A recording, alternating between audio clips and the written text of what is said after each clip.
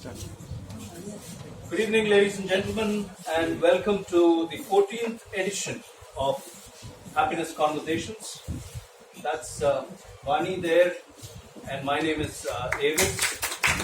We are the happynesswalas.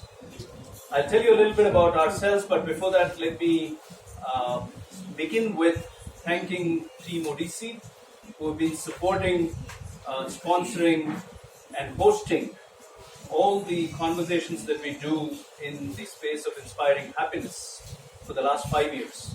So thank you, Team Odyssey, for yet another event being put together here. Thank you so much. So for Vaani and me, our life's purpose is inspiring happiness. You see, we're going through a very challenging, life-changing, yet fascinating experience. We're going through a crippling bankruptcy. This means for several long spells over the last 12 years, we have been without work and without money. So in the truest sense, it's been a dark phase in our life, materially. Yes, we started with insecurity, fear, worry, anger, grief, guilt. We started grappling with all these emotions. What do you do when you don't have money? What do you do when your kids are getting ready to go to high school and to college? What do you do when you have a sick parent at home who is dealing with prostate cancer and you have no money?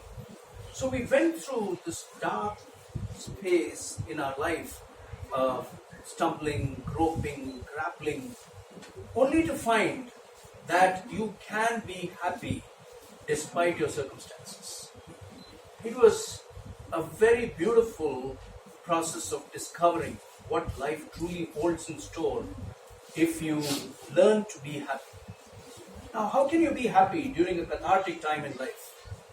We taught ourselves how to be non-worrying, how to be non-frustrated, and how to be non-suffering. We understood that worrying is a waste of time. You can't solve any problem by worrying about it. We understood that despite your talent, your integrity, and your hard work, sometimes things won't add up in life. They won't add up the way we imagine them to add up. 2 plus 2 will not make it 4 in life. And so we learned to be non-frustrated. And we stopped asking this very, very common question that all of us ask ourselves when faced with a problem: why? Why me? So when you stop asking yourself why me, there is pain, but you're not suffering on account of it. You're dealing with the pain stoically. So through learning the art of being non-worrying, non-frustrated, and non-suffering, Vaani and I understood what it means to be happy despite your circumstances. Then came the interesting part that success was still elusive. It still is elusive. We're still dealing with our bankruptcy. We've not repaid our debt. We still don't have enough money to cover our living expenses. We live in an apartment that has been generously given to us by Vaani's twin sister and her husband. And so we have a roof over our head. So we said success is being elusive, but we are not worthless. We have learned a lot from this experience. How can we be useful? So you can't be successful, how can you be useful?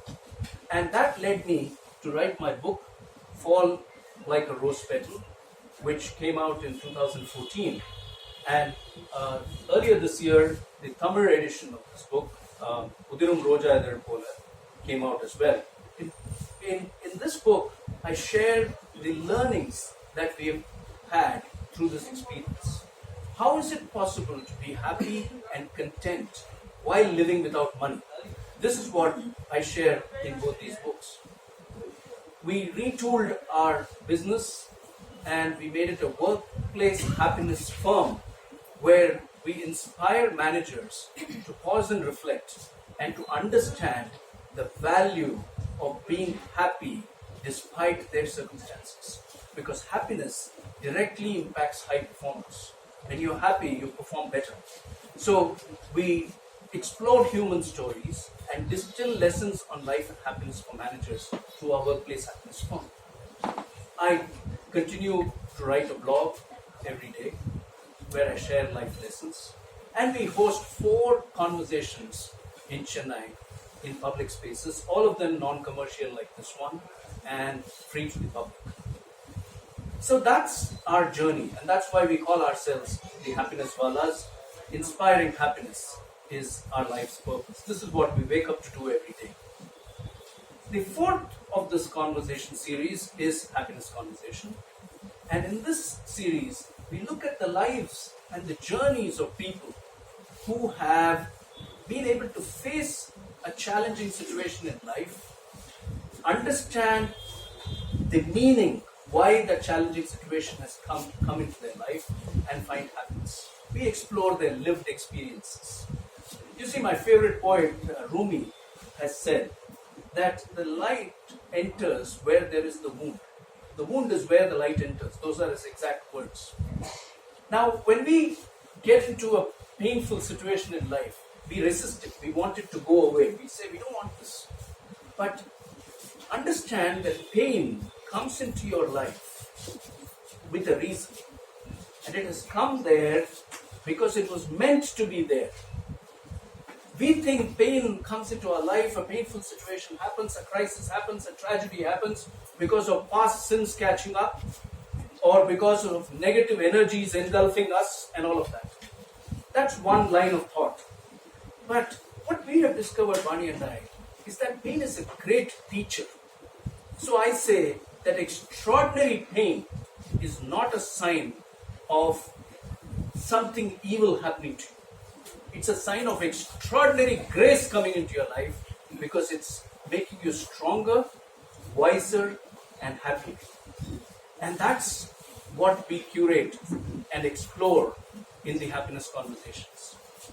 We look at it from the point of view of what is this person's journey telling us about life.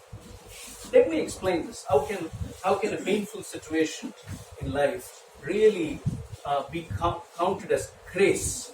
How can you classify it as an act of grace? It seems almost counterintuitive. Way back, we are in the 12th year of our bankruptcy, so about the beginning stages of we had not even understood that we are going through a bankruptcy. We're just groping in the dark. And at that time, we had tried astrology, we had tried religion, we had tried God, we had tried rituals, we had tried feng shui, vastu, gemology. I wore rings on all my fingers. And after trying all that, the problem is not going away. And so, personally, I had come to a wit's end, and I had said, idella velaiku avadhu, pesama காசு வரணும், காசை return பண்ணணும், பேங்க்ரப்சில இருந்து வெளியில வரணும்னா, so பேசாம இருந்துடலாம். அந்த ஸ்டேட்ல நான் இருக்கும்போது a friend of ours recommended us to meet a Siddha Yogi. Now, I didn't want to meet the Siddha Yogi, but Vaani insisted that yaar wo log bahut request kar rahe hain, for their sake let's just go there, they're close friends. So we went to meet the Siddha Yogi, and I was expecting to see a man with matted hair, Rudraksha Malai and Kavi Vastram, flowing beard. We had no appointment with him. He didn't know what my name was or Vaani's name was, and he was not going to accept money because he didn't accept money. But the person we met was a person who, I was 40 at that time, and he looked about my age. He had a stubble, he had not shaved, and he was wearing a lungi and one Kirisha banyan, and he was standing on the street when we went to meet him. At the moment he saw me and Vaani, he said, "Enna sir, kadana?" We were dumbfounded. "Are you in debt?" That was his question. And he said to me, "Sir, unga kadana neenga nesikka aarambinga. Adu ungalku edho solli kodukka virundu." I refused to accept his point of view. How can a problem teach you? What can a problem teach you? But then, over weeks and months and possibly a couple of years of deep introspection, reflection, meditation, I came to the conclusion that the Siddha Yogi was right. He was teaching us to gracefully accept the life that had been given to us. And through that acceptance, learn an important life lesson, which is what we discovered: how to be non-worrying, non-frustrated, and non-suffering in the time that you're dealing with an enduring crisis or bankruptcy. It was fascinating. And that's the exploration that we do in the Happiness Conversations, where we are exploring what it means to live fully when you have nothing other than what's been given to you. That's why we say living fully with what is. எது இருக்கோ அதை வச்சுக்கிட்டு எப்படி சந்தோஷமா வாழ. That's the exploration in the Happiness Conversations. The format, I see a lot of people are new here. The format is of a 90-minute conversation. We've started on time and we will end on time at 8:29 p.m. In this format, Vaani and I both will be in conversation with our guest for the evening, Ranjani. And in this format, we don't have an audience Q&A in the conventional sense, but you can engage with us and we will choose from your questions so that we can ask Ranjani or you can ask any of us a question, but there is a way in which you can do it and we're going to help you understand that way.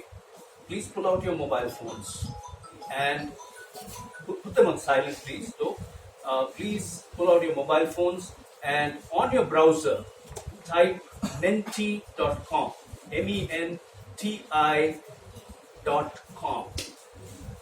It will take you to a website where there will be a dialog box which will invite you to enter a passcode. There will already be a number in that. It's only indicative. Today's passcode is 429959, menti.com, and please, during the course of the conversation, please type in at any point your name and your question. So if your name is Savitri, you type Savitri and you say, this is my question, okay? And we will be receiving your questions. After we finish the conversation with Ranjani, we will take the top 3 questions for the evening and answer them to, either it's Ranjani or Vaani and me, whoever you're addressing the question to. Menti.com 429959. And that brings me to our guest for this evening, who interestingly happens to be our youngest guest in this series. Ranjani Ramakrishnan. She is the youngest guest. And it's interesting how we know Ranjani. Vaani and I read the newspapers every day. We still belong to the generation that reads the newspapers in a physical form. And I finished reading the article on Ranjani being a model, despite having a vitiligo condition. And I texted the journalist who had written the piece in DT Next, asking for Ranjani's coordinates. And then after we finished coffee, I passed on the newspaper to Vaani and I said, hey mom, take a look at this story. This young girl makes a fabulous guest for Happiness Conversations. This was November last year. And Vaani said, hey, this is Anchal's classmates, Varshini's sister. I know Ranjani. I said, wow. So in a matter of like an hour, we had Ranjani's number coming in from our daughter Anchal and from the journalist who wrote the piece. We invited Ranjani to have a coffee with us at Starbucks and we listened to her in admiration. Here's a young lady who's been dealt with a situation which is a lifelong condition, and she has dealt with it stoically, but not without dealing with shame, the why me question, asking why should the universe be cruel and how can I deal with this going forward. I'm sure she went through all of that and she shared some of those experiences with us, but the grace with which she has accepted her condition, the courage that she demonstrated, and the confidence with which she carries herself, it touched us immensely, both Vaani and me. And we said we must have her in this conversation series. However, because this series and everything that Vaani and I do is curated well in advance. So, for instance, although we are in November 2019, we have curated for all editions of all our conversation series into 2020. So, we had to invite Ranjani to block her date for today, and that day is finally here. We also, for those of you who don't know Ranjani, she is a model, of course, but she's also a designer in the augmented reality and the virtual reality space. Did I say it right? Yeah. It's a new space that I'm coming to understand, but she works in that space. And today's conversation will be on her journey from beginning to understand what she has to deal with, learning to deal with it through acceptance, letting go, and discovering the person that she truly is meant to be. So, Vaani and Ranjani, please join me here. Thank you. Thank you, Ranjani.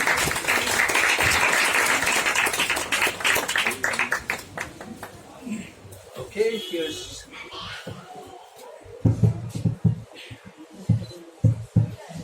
Thank you. Are you comfortable? Yeah. Okay, great. All set. So... Okay, fine. Thank you. Thank you, Ranjani, for being here and sharing your journey with us. Thank you for having me. Actually, I want to start by asking you very deeply reflective questions. You were diagnosed with vitiligo about 10 years ago. Yeah. You were barely 11, I guess.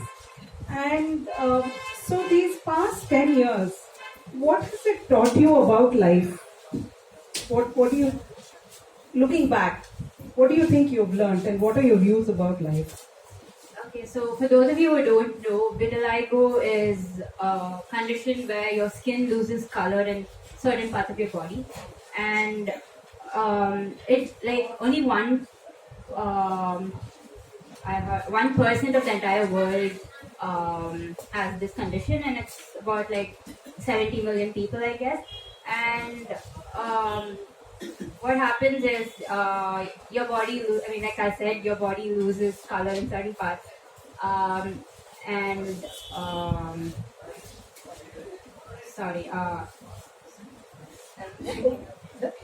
What did it teach you about life? Okay.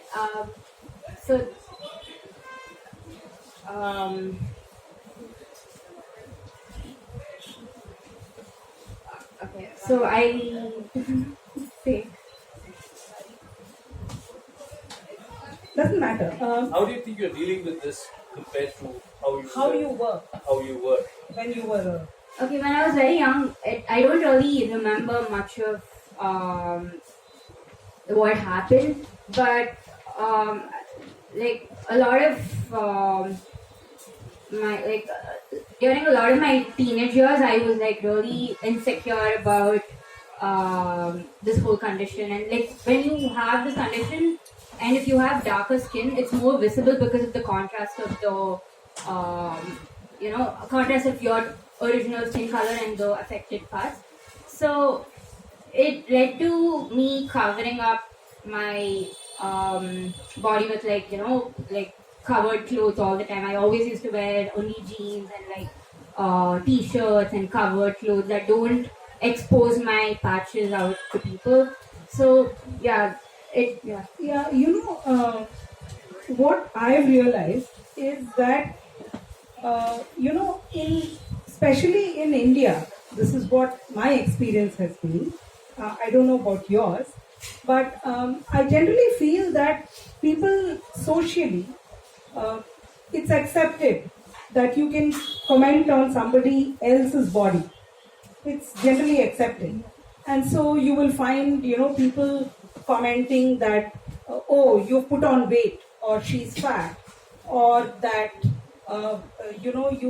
she's got a dark skin color, or, so-and-so is fair skinned. It's kind of socially accepted that people talk openly about anyone else. They can comment on somebody else's body. This is a very Indian thing. In the Western culture, in Western countries, in the sensibilities that they have, actually people think that it's ill manners to comment on somebody else's body or how they look. It's considered bad manners, and they have a name for it. It's called body shaming. And you're not supposed to body shame people. You're not supposed to comment on how someone looks. Yeah, if you're giving them a compliment, it's fine. But otherwise, you're not allowed to comment on it. But I know it's wishful thinking to think that people in India will accept these kind of things and stop commenting on other people and the way they look. But I think that's wishful thinking. But yeah, we can begin to display a certain amount of sensitivity to another person. I think we can begin there initially. That's something I feel. And I also feel that going from body shaming, I want to also talk a little bit about body positivity. Body positivity is all about knowing the imperfections that you have physically and still feeling, not letting it affect your self-esteem, feeling good about yourself irrespective of how you look. Okay, all of us, no one is perfect. No one is a supermodel, no one is great. We all have our own imperfections. But the aspect about what Avis said, Ranjani is confident. She's body positive. And this is something about her at her age that I think I really admire. And I think this is what we are looking for. And for a young girl, it might, especially in a society like India where everyone's so judgmental about how a person looks, I think it's phenomenal that you've taken this and you've come this far. Great, Ranjani. So I have a question related to that before I go on to my next question. I'm just picking up from Vaani and what you said. So, since you are body confident and you have learned to take it as it comes, do you believe that this experience has taught you that or given you that ability? Do you believe that this experience of living with vitiligo for 10 years, the last 10 years, has given you this ability to take things as they come? Definitely. So, like I said, this led to a lot of insecurities, and living with it has definitely given me strength to go out and be more social, be more surrounded by people all the time, and that's really helped you. But let's go back to the time when it all started, when you were probably 11 and you were probably too young to process all of this. So, how was your initial response to it? Do you have any recollection from that time, or how you responded to the first diagnosis that you had vitiligo, and what did that response do to you? Okay. So when I was initially diagnosed with vitiligo, my parents and I, we went doctor hopping. We tried allopathy, homeopathy, Ayurveda, and we were suggested, to go to many godmen, go to this temple, go to that temple, and so many people suggested out of care, I'm sure. But I was just a little kid, and I really didn't know. I really thought I didn't have a say in it, and I never really understood it also. So I just went along with whatever my parents, thought was best for me then. And so going to so many doctors and being suggested by so many people to visit all these government for the vitiligo patches to disappear made me think that this is not something that is socially acceptable. So I assumed that people want your patches to disappear. Nobody wants it to be there for you. So I always it put me into a shell, and it I started covering up myself a lot, and I was never really confident to go out there in public with by exposing my patches. You were not able to do that. I was not able to do that. I always wore covered clothes. I wouldn't go swimming because I didn't want to wear a swimsuit. And I used to love swimming, but for the longest time I never went swimming. And Because of this. Because of patches. I have patches all over my body. I have it on my legs. I have it on my face. But yeah, That's how it was. See, there's something very interesting in what she's saying. In her context, it is vitiligo, and we don't, associate with that context because it affects only 1% of the population, as she recalled. But what she's actually saying is, how do we as human beings respond to a problem? The first, reflect on any problem that you've faced. The first response is of denial. You don't want to accept that there is a problem. You think it'll go away. You think it'll go away. And you wish that it goes away. So you start, we've all been very diligently fed on this theory of God. So we all believe God will solve all our problems. And we, move in that direction. We then realize that the problem doesn't go away. Some problems don't go away. Even if you pray the hardest, they don't go away. And then you start thinking that you have to find a solution to that problem. And when you can't find that solution, you get frustrated and you get miserable. And that is how suffering creeps in. So it starts with a big word called denial. And denial manifests itself in different ways. Some people, like I, for instance, I remember very well Vaani telling me many, many, many days sitting at home, please do not do what you're doing with the business. Do not do it at the cost of the family. What will you do for the children's education? If you keep putting in every rupee that we are getting, either earned income or borrowed money, you're putting everything into the business. And an entrepreneur thinks only of salvaging the business, which is beginning to fail. So denial. And I said, no, mom, nothing will happen. We have integrity of purpose. Everything will be fine. And so I lived in a state of denial for the longest time. So denial is one way expressed this way. In another way, it is expressed through seeking solutions from sources that you're not necessarily always familiar with. And some of which, none of this is wrong. I'm not saying astrology is wrong, or God is wrong, or religion is wrong, or ritual is wrong. But I think denial delays the process of acceptance phenomenon. Okay?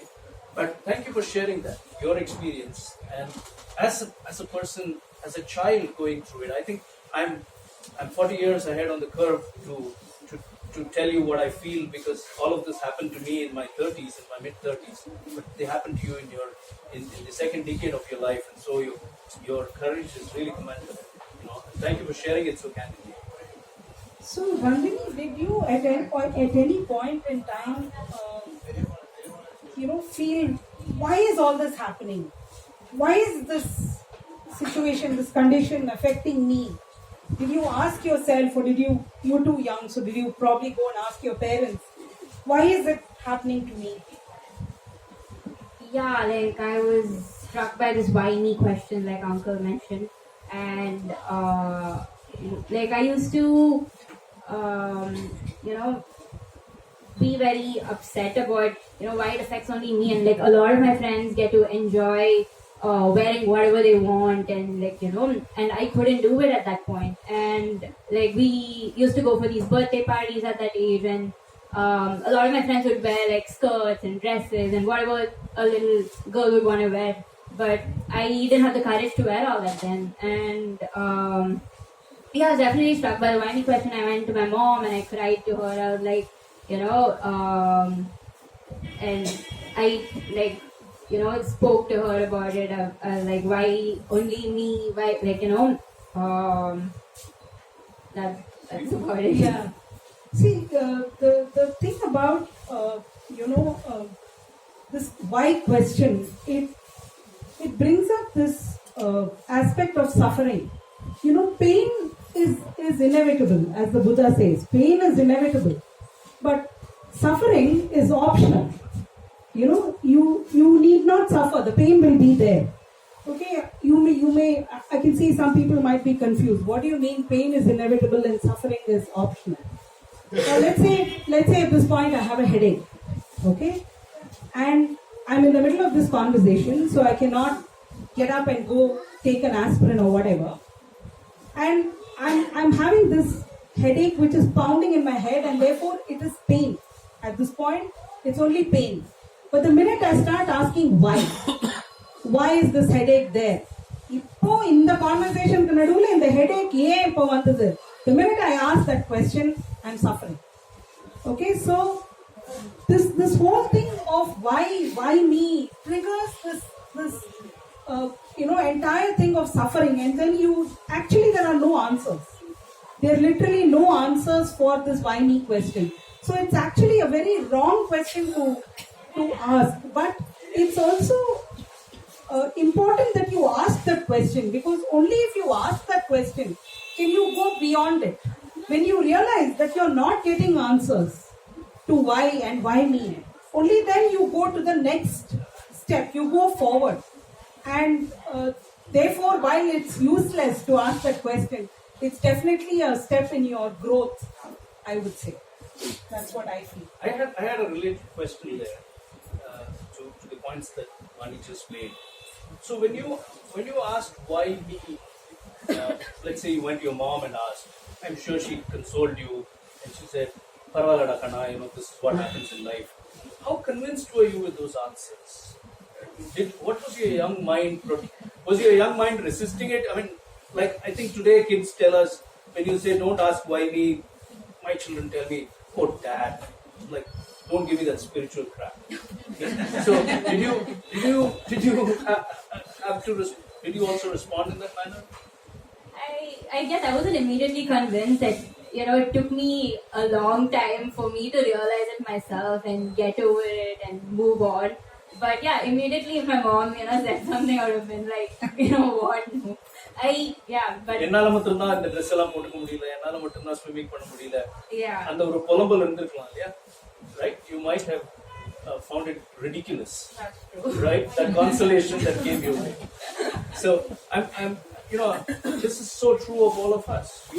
You must realize that if you keep asking life why me, you're not going to get an answer. People who give you an answer for why me are probably trying to console you. That is, people extremely close to you. They try to be compassionate. They want to share in your pain. And people who tell you that this has been given to you with a reason are probably bringing in a spiritual point of view. Been there, seen that, asked a question, failed, realized that it's there for a reason. All that is fine, but it doesn't work for you at that time. If I were to tell you 10 years ago, Ranjani, this is for a reason, you will sit in a conversation with AVIS and Vaani and talk about your life in such a body confident manner, you would have said, "Uncle, please go take a walk, okay? I can't do swimming right now." Do you realize that? Right? So that is the second thing. The third dimension is when people say, why me ella kekadingo, idella purva janma karma, this is planetary influence. There may be realism in it, but it doesn't work at that moment. So this is a very important threshold to be crossed, and the futility of the question must be understood for you to drop it.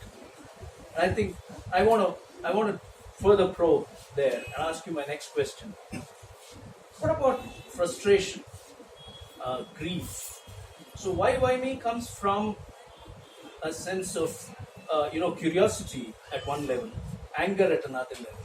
But at some point, did this transform into grief?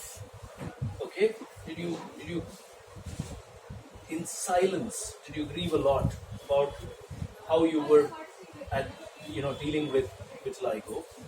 And did you at all feel that someone, anything could inspire you in life to look at it differently? Yeah, so I used to cry a lot about it at night, or think about it a lot at some point, like when I was in 10th grade or something, I think. And it affected me a lot then, because it was my teenage years, and like I said, I couldn't wear the clothes that people my age could, and I couldn't be so free. So I started looking for inspiration. I started Googling And I wasn't very clear about what vitiligo was also back then. Like, I got more clarity when I googled it, and I started reading about, other people. I was trying to find somebody or the other who I could relate to, or find somebody who's going through a similar situation.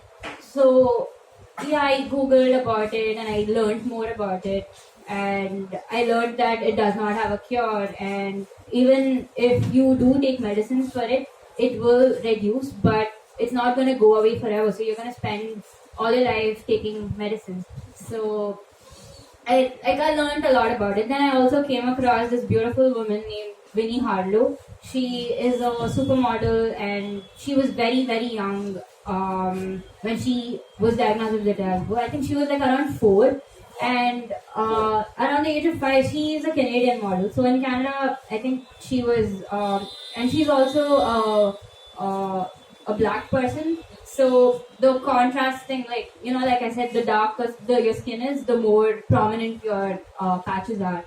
So I think she struggled with the fact that she was from a black family, and also that she has vitiligo, and she went on to become a supermodel. She was bullied when she was very young. So a lot of people I read about, who I read about when they were young, they were bullied in school, and they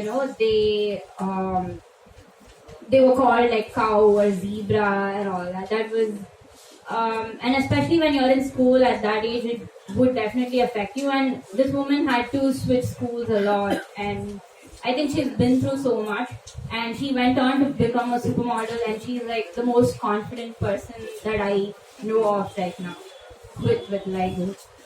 So how does that help you? So yeah, I saw pictures of her, and I saw her interviews and videos, and I was so inspired, and I thought, if she could do it, why not me? Like, why can't I go out there? How is she so, confident with whatever she's wearing? And yeah, that inspired me a lot. And yeah, that gave you the courage. It gave me a certain amount of courage, but it didn't give me a self-realization. As in, I had to do it. It will take time. Like, you do see other people being confident, but you will take your own time to build your own courage. And you know what you said just now, the last line? It's the most profound learning about life. That everyone takes their own time coming to where they need to arrive. And there are no fixed rules. In her case, Winnie Harlow was a catalyst. But she said, she didn't give me the courage, but I still had to deal with it in my own way. And it takes time. So, amazing. So you were in class 10 at that time. yeah. So two important learnings I'm picking up. One is that anger with the situation, frustration, and then morphing into grief. And when grief lingers on, it kind of bogs you down. It's a very debilitating emotion.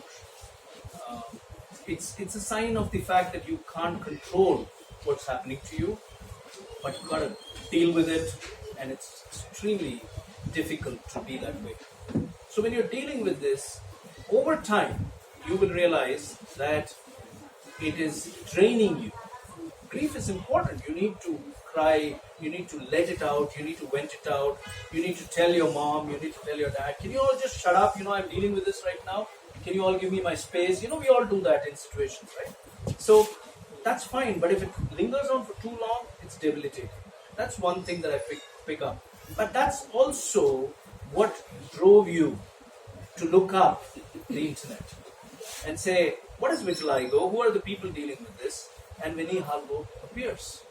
That's the second learning, that at different times in life will send you a message, a messenger. And in her case, it was a virtual message. I remember when Vaani and I were in the early stages of our bankruptcy, and we were still groping with things, but we were at the same time going through this entire process of reflection and awakening from within. A friend of ours came from Calcutta. I mean, he lives in Kochi, but he was flying in to Kochi via Chennai from Calcutta. And he came home, he called up from Calcutta airport, He said, I'm landing in Chennai at this time. I want to come home and have breakfast with you people. And he arrived and had breakfast with us. And he said, I still have 3 hours to my flight to Kochi. So can you tell me what's happening in your life? And we were saying, look, we're dealing with this bankruptcy, we're dealing with worklessness, pennilessness, debt, court cases, all of that. And several things happened in that conversation, but one very, very significant thing happened. He said, Avis, the reason why I called you is not because I suddenly wanted to come and visit you guys for breakfast. I was serving, and it was the week of Easter, and it was the period of Lent, and he's a Christian. Philip is his name. And he said, I was serving at the Missionaries of Charity in Calcutta, and I had finished my service. I was going to leave for Kochi via Chennai, and I put my head down to pray to Mother Teresa to bless all of us. And your face came in front of me, and I picked up one rose petal for my family from her tomb, and another rose petal for your family from her tomb. And here I am giving you this rose petal today so that you learn from your experience and you go do something meaningful with your life. At that time, this book, Fall Like a Rose Petal, was not even conceived. It was not even conceived. I don't even remember having starting. Actually, we connected the dots backward later when we thought about it. And so Philip was our Winnie Harlow at that time. For her, it happened through the internet. For us, it happened in a physical form. That rose petal sits on my desk. Even now, I talk about this experience in my book as well. It still sits in a small Ziploc pouch, dried with the date and time written and stapled with a little post-it pad. So it's a moment of our life that I'll never forget. So the universe will always send you a sign, a message. That's what I'm picking up from your experience with Winnie Harlow. Ranjani, did you at any point in time have to deal with fear? Because even if you were not fearful about, it's not it's just a skin condition, right? It's not something that is making your health worse or something like that. It's just something that you have to live with.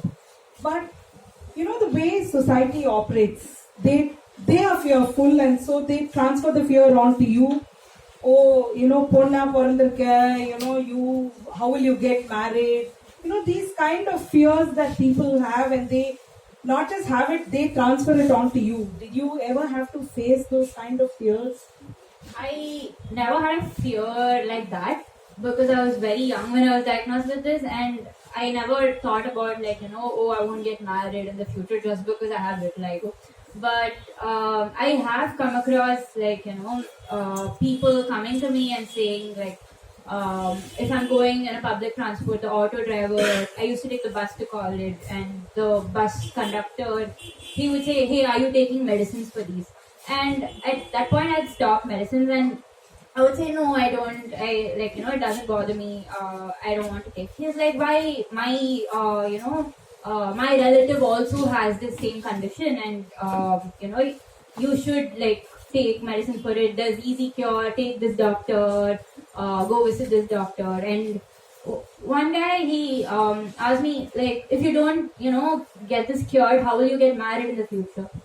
And what would I say to that? I was clueless. I just said, if I ever want to get married, I'm glad it won't be a person who is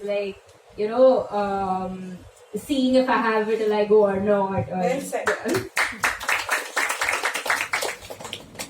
So yeah.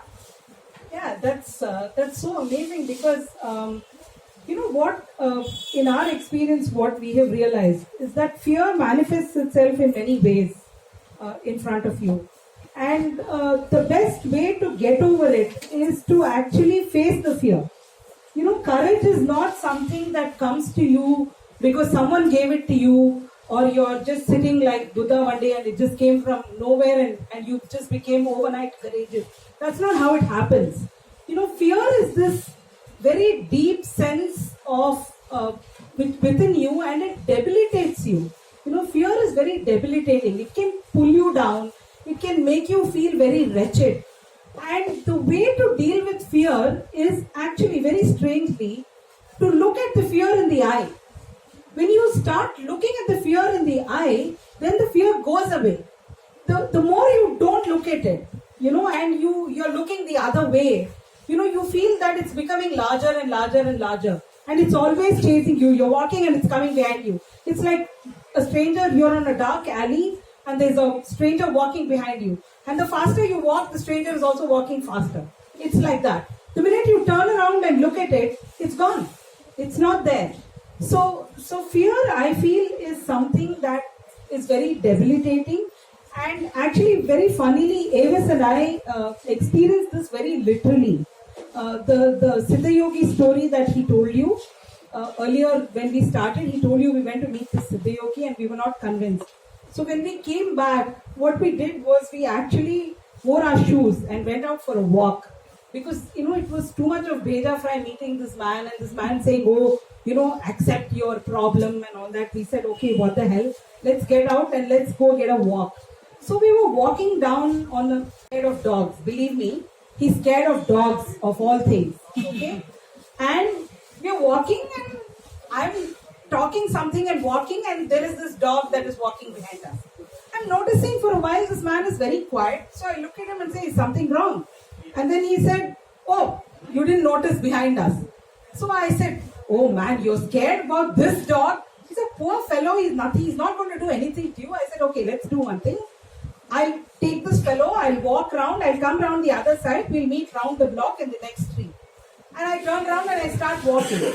And then after some time I turn around and look, Avis is not moved. He's standing where he is because the dog didn't come with me, it was with him. And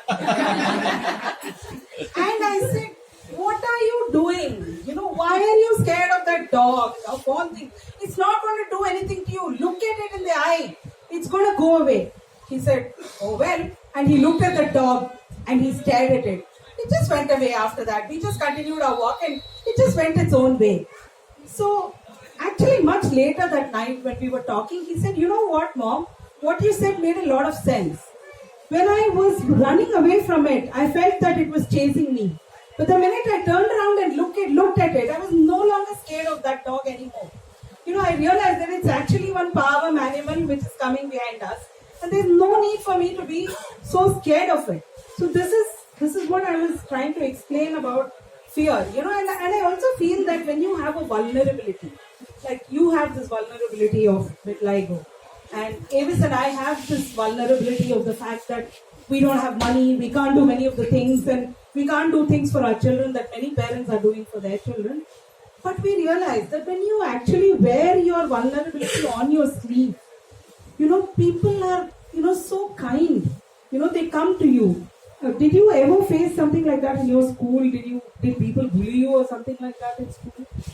I did mention that a lot of people that I read about are bullied when they are young.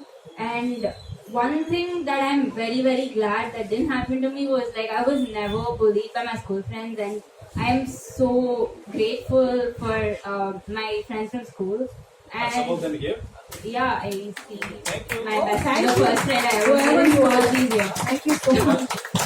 So, yeah, so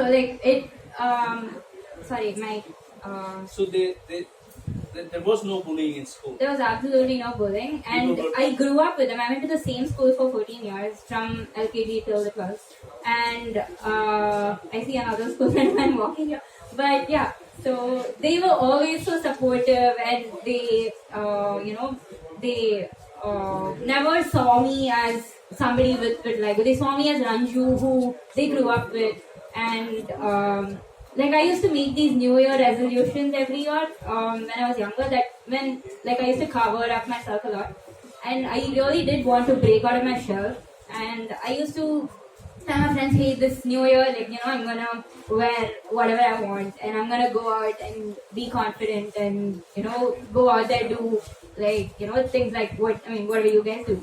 So they were always so supportive. They're like, yeah, Ranju, you can do it. You can, they never, and they also let me take my like time. They never really forced me. Oh, you only if you wear these clothes you can come to this party. There was no, you know.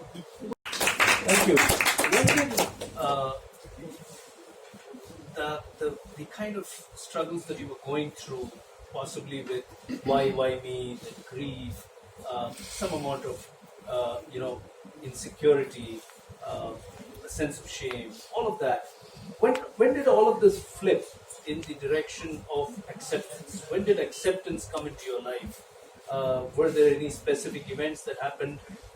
One aha moment, and you said from today onwards I'm going to face the world, or was it an evolutionary process? Like I said earlier, it's you can't do this overnight. It's not something be like, oh, from tomorrow I'm going to be confident. You can't just go out there and be confident. And like even in the beginning of the speech, I wasn't so confident to speak. But like right now, like I ease into the conversation. So it's something you have to ease into and realize yourself. And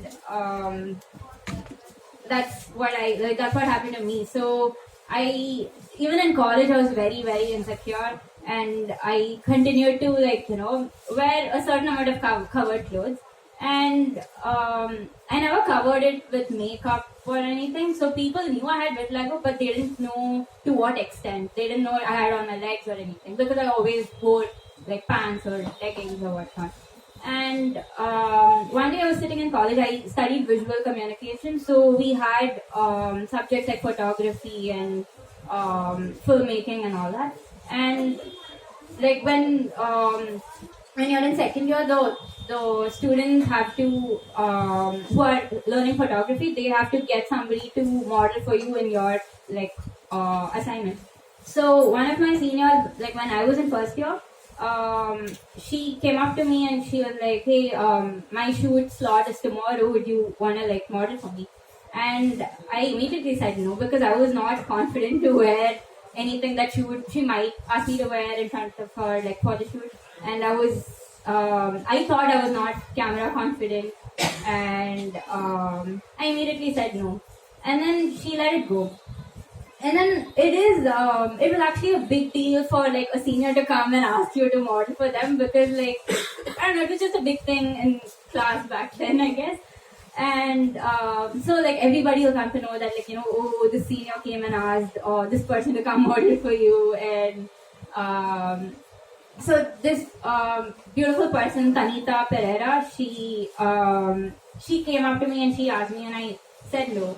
And a few days later, I ran into her in the corridors, and she again asked me like, hey, will you do it? So I missed a point here. So right before that happened,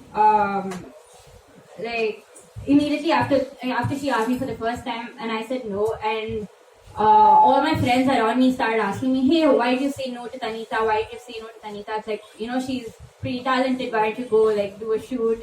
You'll get really nice pictures. And I was like, no, I'm really, really insecure about it. And too many people came and asked, why? And I got so overwhelmed, and I just ran to the washroom. And my best friend Tejasa, she's here today with her parents, and she came and she was with me, consoling me in the washroom. And she she was like, Ranjani, just let go of it and go do the shoot, and I'm sure Tanita will make you feel comfortable there. And she somehow convinced me to go ahead and do the shoot. So my school friends were supportive of me, but my college friends pushed me to do it. They were like, yeah, it's okay, just go for it. So and I ran into Tanita in the corridors, and she asked me again, and I said, okay, fine. I reluctantly said yes. And on the day of the shoot, she made me wear a crop top and a skirt, and it was a low neck, and it my patch was visible prominently. And I had no idea how to pose or how to stand in front of the camera. So I was just standing, and she literally moved my hand and stand like this, stand like that. And I somehow just did the shoot, and it was one of the most liberating experiences. And letting go of your fear is one of the most liberating experiences that you can go through. And it boosted my confidence. And once I was done with the shoot, I didn't say a word, and I went home with all my makeup and everything. And I felt so good, and I immediately messaged Sanita saying, "Hey, thank you so much for asking me to do this. It was one of the most liberating experiences that I had to go through," and I told her about it. And a few months later, my parents and my family, my sister and all, we went on a trip to Thailand, and it was a beach, right? And I wasn't going to go to a beach and an island and wear jeans or be fully covered up, and it's going to be hot as well. So I was might as well. My sister and I went shopping. We bought shorts and clothes that I haven't worn in a long time.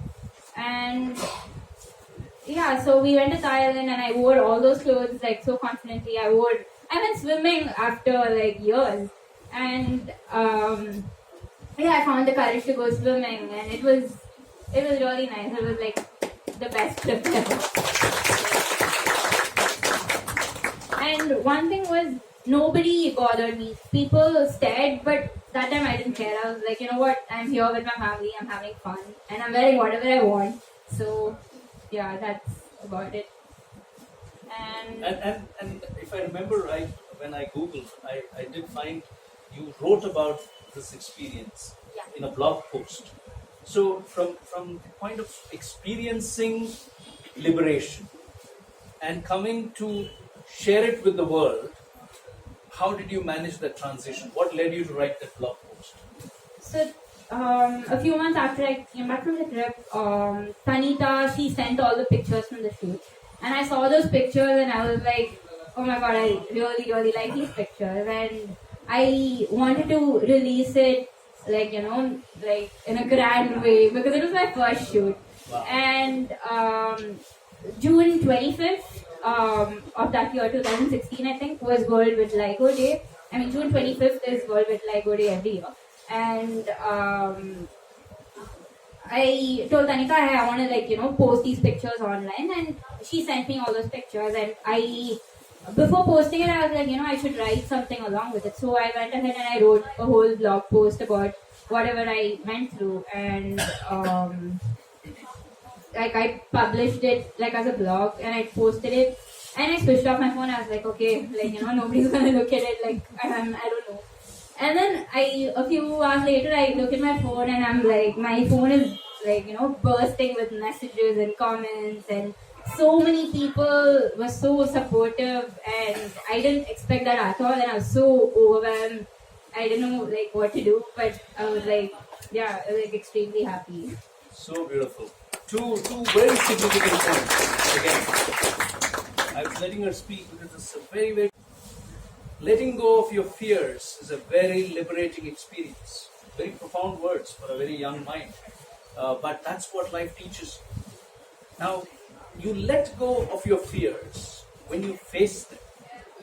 And that's the point that Vaani was making. As long as you run away from your fears, they will chase you. But the moment you turn around and face them, you feel liberated. And that's what happened through the act of the shoot for you.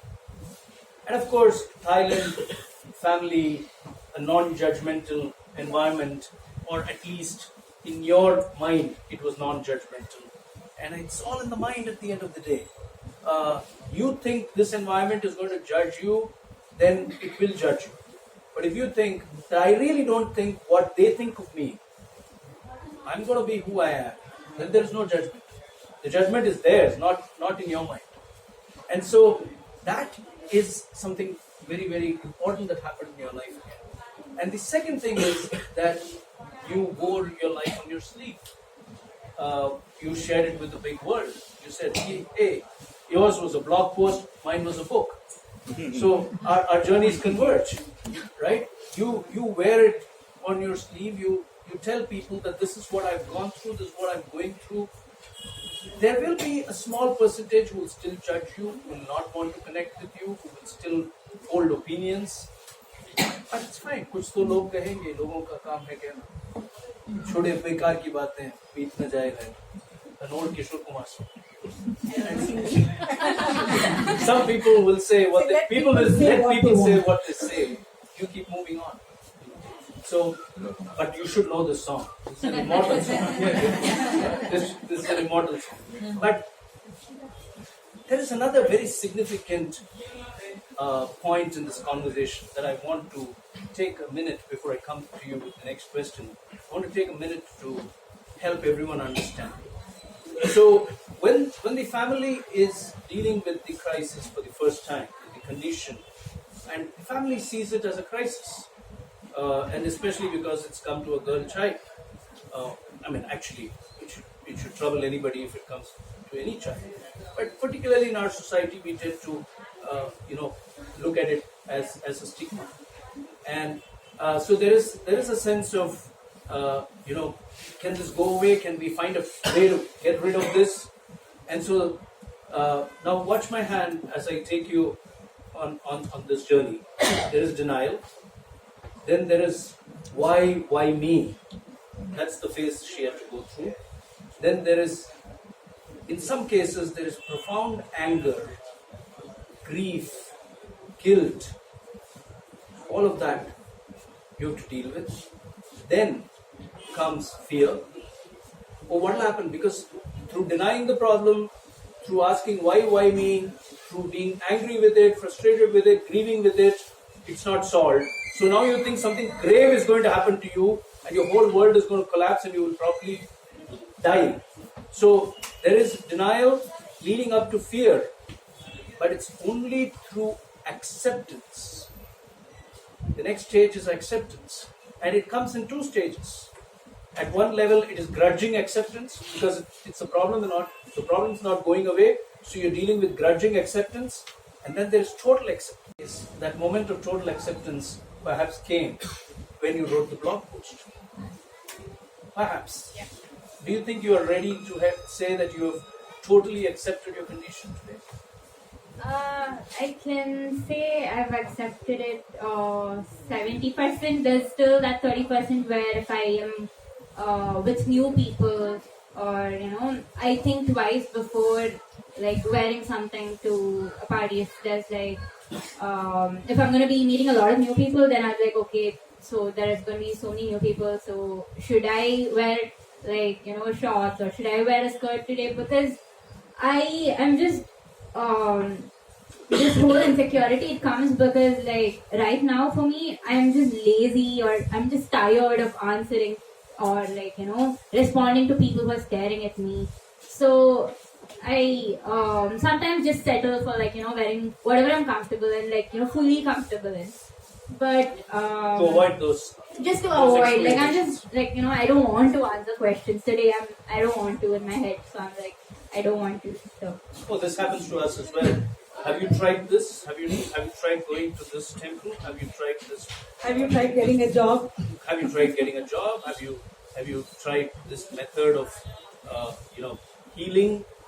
So it happens. So we're all tired of that. So I can totally relate to what you're saying. So the point here is that you can deal with a step-by-step approach when you're confronted with a problem, which is denial, why me, anger, grief, guilt, fear, and then finally come to grudging acceptance. That's the way I dealt with it. That's the way she and I dealt with it. And it took us 3.5 years to come to acceptance. When one day we sat in front of our lawyer, friend of many years, 25 years at that time we have known him, and we finally sit with him on 31st December 2007, and he tells me and Vaani, Avis and Vaani, you guys are bankrupt. Do you realize this? You're bankrupt. Now, being judged by people, going to a police station because somebody's complained against you, dealing with irate creditors at your door, going to a court of law to deal with legal complaints against you, being avoided by family and friends. All of this is going to be a part of your everyday life. These were his exact words. And it was 3.5 years before that I was denying the existence of the problem. And it is 13 years, virtually 13, 2020 will mark the 13th year of our bankruptcy. But that day, 31st December 2007, that moment of acceptance was, it was confusing. It's not as if it will be completely clear and the cloud has vanished, but it still gave a great amount of liberation. So I can totally understand what you were saying. I would like to add to it, like, to myself and in front of the mirror, I've accepted this as myself. But like new people or people whom I have to answer to, people just stop me on the road and hey, have you taken medicines for these? Or like hey, my relative also has this problem, so you should go to the same doctor. It'll cure. I'm like, it doesn't have a cure. It's just gonna for as long as you take those medicines.